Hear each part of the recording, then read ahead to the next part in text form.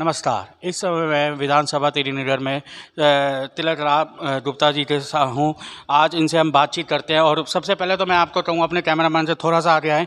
ये कोविन किट है, मेडिसिन्स जिस तरह से ये सेवा बाबूत कर रहे हैं, हर एक मेडिसिन्स दे रहे हैं और साथ में ये भी हैं। तो आइए इनसे इसी चीज़ में बातचीत भी करते हैं और पूछते हैं कि ये कोविन जो जिस तरह से 19 फैला हुआ है इस बार पिछले साल से हद से ज़्यादा, तो इसके बारे में। हाँ सर।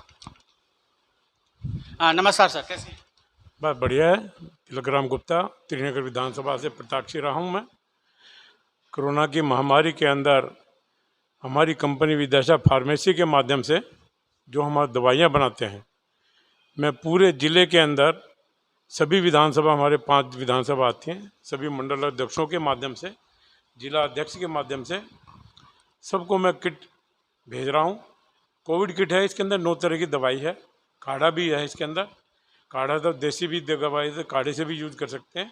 और 9 दवाइयाँ ऐसी हैं जिसके अंदर सभी दवाइयाँ आ जाती हैं। विटामिन के माध्यम से बुखार की भी है, खांसी की भी है, विटामिन सी भी है, विटामिन डी भी है और अन्य कई दवाई हैं जो कि कोविड के माध्यम से कमजोरी आ जाती है तो उसके लिए भी दवाइयाँ हैं। तो मैं पूरे के पूरे क्षेत्र के अंदर वितरण कर रहा हूँ। और कोई भी दिल्ली के अंदर कहीं से भी कोई डिमांड आ जाती है तो मैं उसको घर भेजने की भी मेरे पास वो है कि भाई अगर किसी को जरूरत हो तो मैं घर भी भेज देता हूँ, नहीं तो लोग बाग यहाँ से ले जाते हैं। जिस तरह से कोविड-19 में भी लोग जो बीमार हो रहे हैं उनको मेडिसिन भी नहीं मिल पा रही है, तो अब वहाँ तक भी आपकी सप्लाई जाती है पूरी? मैं वहाँ तक भी, जहाँ भी कहेंगे आप, मैं वहाँ भी भेजने के लिए तैयार हूँ। किसी का भी फ़ोन आता है मैं उसको भेज देता हूँ। तो ये तिलक राम जी जिस तरह से बता रहे हैं सेवा किस तरह से ये कर रहे हैं, इनकी खुद की वही है और पूरे मेडिसिन हर जगह लोग राशन बेचते हैं, हर तरह के बेचते हैं, लेकिन यहाँ पर दवाई जो ये आजकल ये बहुत ज़रूरी है। क्यों सर? किस चीज़ पे बोलूँ? ये जो दवाइयाँ हैं आजकल कितनी ज़रूरी हैं सर? ये दवाइयाँ कोविड के लिए इतनी ज़रूरी हैं कि इसके अंदर हर चीज़ की आ जाती है। ज़रा सा कोई बुखार हो जाता है या खांसी होती है, पहले से लेना शुरू कर देते हैं। जैसे भी हमारे से कोई पूछता है तो हम उसको यही सलाह देते हैं, इसको आप लेना शुरू करो। इसका कोर्स होता है, कुछ गोलियाँ ऐसी हैं जो 5 दिन लगातार लेनी होती है, कुछ उसके बाद और कई गोलियाँ की जो 10 दिन लेनी होती है, 15 दिन लेनी होती है। उसके अंदर जो हमने लेटर डाला हुआ है अपने, उसके अंदर सब चीज़ें लिखी हुई है।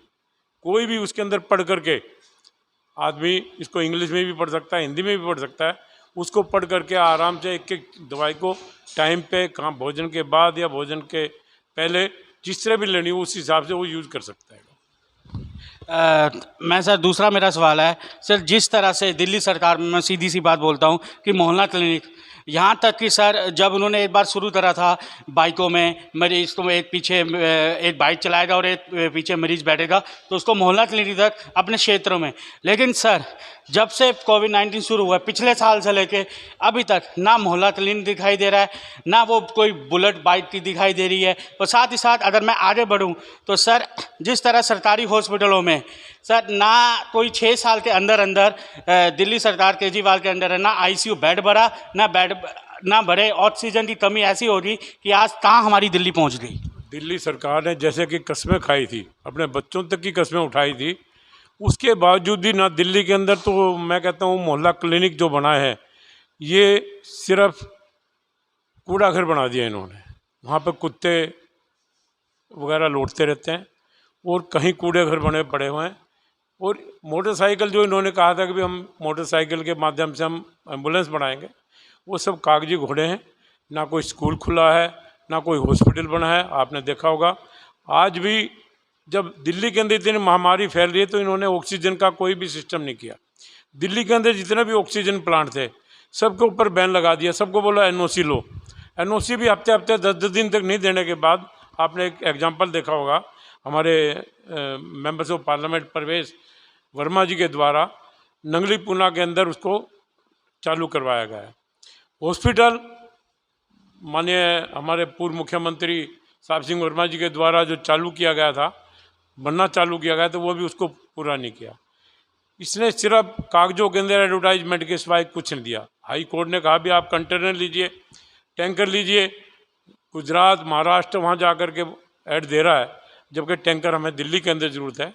इसने सिर्फ अपनी पॉलिटिक्स करी है, विज्ञापन के द्वारा पूरे देश के अंदर पैसा, दिल्ली का जो आम जनता की, जो व्यापारी वर्ग या छोटे से लेकर बड़ा तक को नौकरी पेशे वाला भी जो दिल्ली को टैक्स देता है, वो अपने विज्ञापन के माध्यम से खर्च किया। सर आगे बढ़ूँ तो सत्संगगढ़ राधा स्वामी छतरपुर बाटी साइड में परसों यहाँ के एमएलए विधानसभा सतपुर बस्ती के सतिंदर जैन, मनीष सिसोदिया और यहाँ तक राधा चड्ढा, ये सब लोग गए वहाँ पर। जिस तरह से ये बातें कर रहे थे, सीएम केजरीवाल ने एक घोषणा पूरी कर दी। लेकिन अगर मैं अंदर की बात बताऊं तो ये केंद्र सरकार अमित शाह का पूरा जब सर आई, और इसके बारे में आप क्या कहना चाहेंगे? ये राजनीति क्या चल रही है, एक लाश के ऊपर राजनीति सर, कि आजकल सर एक सेकंड सवाल अभी ख़त्म नहीं हुआ, कि बेड के पीछे सर फुटपाथ पे ऑक्सीजन ली जा रहा है, और सरकारी और हॉस्पिटलों में संजय गांधी हो या कोई से भी हो, कोई बेड नहीं, बेड की कमी। हमारा दिल्ली कहाँ खड़ी है सर? देखो जी, केजरीवाल सरकार ने, दिल्ली की सरकार ने जो हालत की है दिल्ली के लोगों को, जैसे बिजली फ्री, पानी फ्री, किराया फ्री और मौत फ्री, उस माध्यम के हिसाब से दिल्ली को मौत फ्री दी है। पूरा केंद्र सरकार पूरा का पूरा कार्य कर रही है, और जा करके ठीक है, दिल्ली सरकार को, केंद्र सरकार देना तो पैसा दिल्ली सरकार को देना पड़ता है, जितनी भी सहायता दिल्ली सरकार को देना पड़ेगा वो ठीक है। जा करके ये कहे कि दिल्ली सरकार कर रही है, आपको पता ही है, मीडिया के माध्यम से अपनी एडवर्टाइजमेंट करता रहता है। बाकी जितना भी काम कर रही है हमारी केंद्र सरकार कर रही है, हमारे केंद्रीय मंत्री अमित शाह जी कर रहे हैं, हमारे केंद्रीय मंत्री स्वास्थ्य मंत्री डॉक्टर हर्षवर्धन जी, जो कि हमारे क्षेत्र के मेंबर्स ऑफ पार्लियामेंट भी हैं, दिन रात लगे रहते हैं। मैं हैरान हूँ कि उनको इस उम्र के अंदर भी रात को देखो 2 बजे देखो या सुबह देखो, जहाँ भी है कहीं न किसी मेडिकल के उसके अंदर लगे रहते हैं। इसी तरह दिल्ली सरकार ने अपने, चाहे राधा स्वामी हो, चाहे सरदार पटेल कोविड सेंटर हो, सब जगह जा कर के अपना नाम दिखाना इसने, और कुछ नहीं करना, ना कोई सुविधा देनी। जब पहले से हमारे वहाँ 10,000 बेड लगे थे, तो जब कोरोना की बीमारी चली तो तुम्हारा फर्ज बनता है इसको चालू करवाए, कोई चालू नहीं करवाया, वो भी आकर के हमारे केंद्र सरकार ने किया। वो भी आगे केंद्र सरकार ने किया।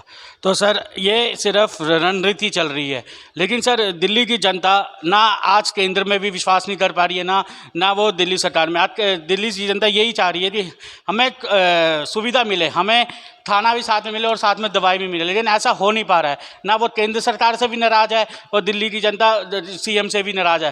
लेकिन सर दिल्ली की जनता, तो आप क्या कहना चाहेंगे? लास्ट सवाल है।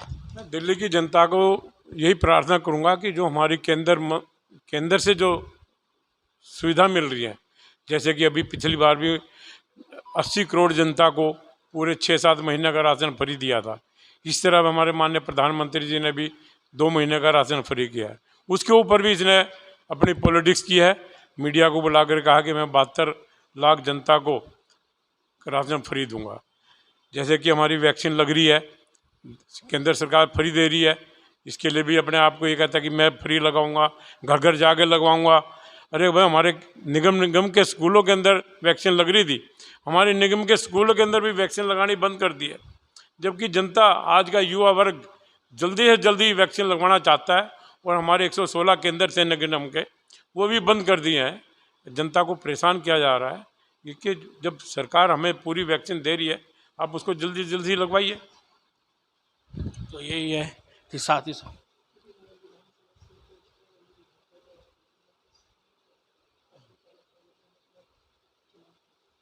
सर जिस तरह से विधानसभा में एमएलए ने पोस्टर लगाए हैं, तो क्या लग रहा है सर, जो ये चुनाव हुए हैं, क्या गलत चुनावों पे रणनीति हुई है? देखो, दिल्ली के अंदर आपने देखा होगा कि आप पार्टी के जो एमएलए हैं, आप पार्टी के नेता हैं, वो ऑक्सीजन और ऑक्सीजन के जो कंटेनर जो मिल रहे हैं, कितनी संख्या के अंदर मिल रहे हैं, आम जनता को सिलेंडर नहीं मिल रहे, ऑक्सीजन नहीं मिल रही है। और आपने देखा हमारे क्षेत्र के जो विधायक हैं, उनके घर में भी पीडब्ल्यू की गाड़ियां आकर के सिलेंडर उतारती हैं, और जब कहता है कि मेरे यहाँ गैस फ्री मिल रही है, पूरे दिन गैस नहीं देगा, शाम के टाइम अंधेरे के अंदर 2-4 को गैस देकर बाकी सिलेंडर ऐसे कैसे निकाल देगा। ये हालत दिल्ली सरकार की हो रही है, आप पार्टी की हो रही है। जितने विधायक हैं, इनको कहाँ से सिलेंडर आ रहे हैं? जब आप प्लांट बंद कर रहे हैं तो इनको कहाँ से, वो भी सरकारी गाड़ी के अंदर आ रहे हैं। इतना घोटाला तो आज तक ना कभी हुआ है, ना कभी होगा। और ऐसी सरकार को तो भगवान ही वो देखेगा, जिन्होंने मौत के ऊपर अगर पॉलिटिक्स कर रहा है। जनता ऐसे मारी फिरी, ऑक्सीजन के लिए मारी फिरी है। दवाइयाँ के लिए मारी मारी फिरी है। इनके नेता जो इंजेक्शन है वो 70-70 हज़ार में, 50-50 हज़ार में बेच रहे हैं। आम गरीब आदमी को जो कि 900 रुपये का इंजेक्शन है वो नहीं मिल रहा है।